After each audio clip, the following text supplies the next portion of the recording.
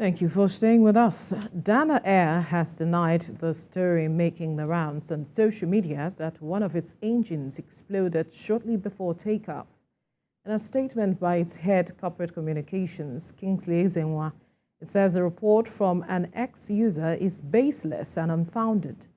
He clarified that the airliner had just had some operational challenges and non-scheduled maintenance of aircraft, which led to the disruption in the schedule. It reassures that the safety of their staff and customers remain a top priority and urged the public and discerning minds to disregard what he called fake news.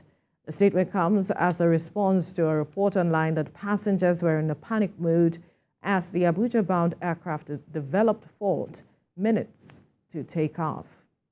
For more clarification on this issue, Head Corporate Communications, Dana Air, Kingsley Ezenwa, joins me on the news to talk about this. Kingsley, good afternoon. Thank you for joining us on the news. Hi, good afternoon. Thank you for having me.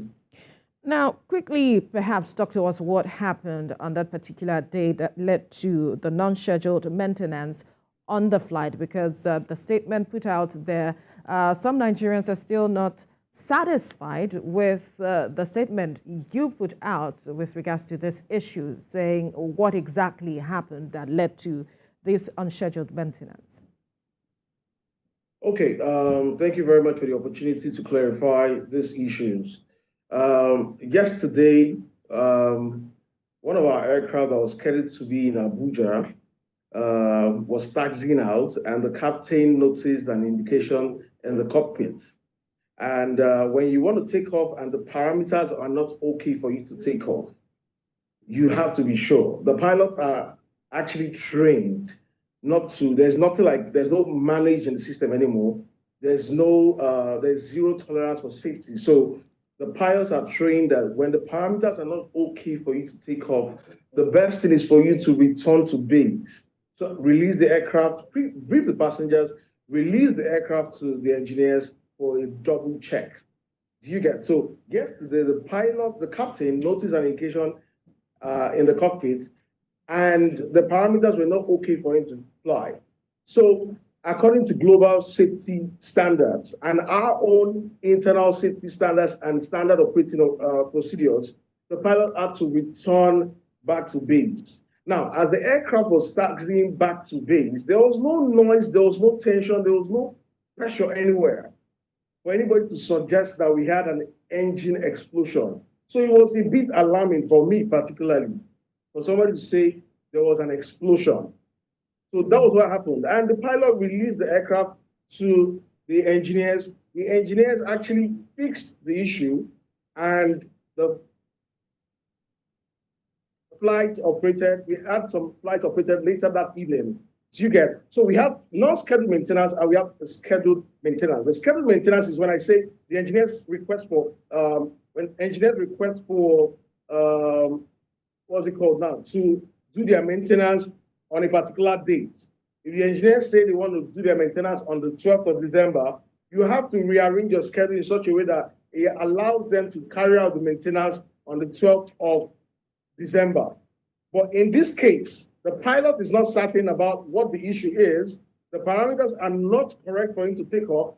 And he decided, as a safety measure, to return back to base, which is our own strict safety standards. It's zero tolerance for safety issues. If you're not sure, you return back to base. And that's what the pilot followed. Simple. Right. Kingsley, if you can hear me, I am wondering how regularly you carry out operational checks such that this non-scheduled maintenance had to happen and the engineers did not see what happened earlier before the flight took off. Sorry, I didn't get that. Right. I am wondering how regularly you carry out scheduled operational maintenance or operational checks on your aircraft such that this incident happened and a non-scheduled maintenance had to happen, because if the engineers had checked, I believe this could have been avoided. Don't you think? Okay, now let me tell you, you can actually take off and you notice something. Before our pilots take off, they do their checks. Before any aircraft takes off, the engineers do their checks. Anything can actually happen when you taxi out. Along the line, anything can actually happen. If the parameters are not okay, the standard operating procedure or the measure for you to take as a pilot is for you to return back to base. All right. So if it happens when you're airborne, you have to return back to base. That's the standard operating procedure. Do you get? So for every aircraft that's released to service, engineers do their checks, pilots do their checks. And in this instance, so for the statement, quickly, because our time with you is running out. So for the statement made by this ex-user, is the company going to sue? What's the plan? Definitely, our legal team is actually looking at it, and we think we have to look at it and we'll take a decision, because we can't allow people just come out there and make statements, throw out comments that are not true, and people will just swallow it hook, line, and sinker. It's actually not right. We are actually very sorry about the passengers affected. We are sorry about the disruption. It's actually a problem when passengers pay for their flight and they're not taken from point A to point B. When a decision is in the interest of passengers, we'll have to end this conversation now. Thank you, Kingsley Ezenwa, Head Corporate Communications, Dana Air, for your time on the news. All right, no problem. Thank you very much. You're welcome.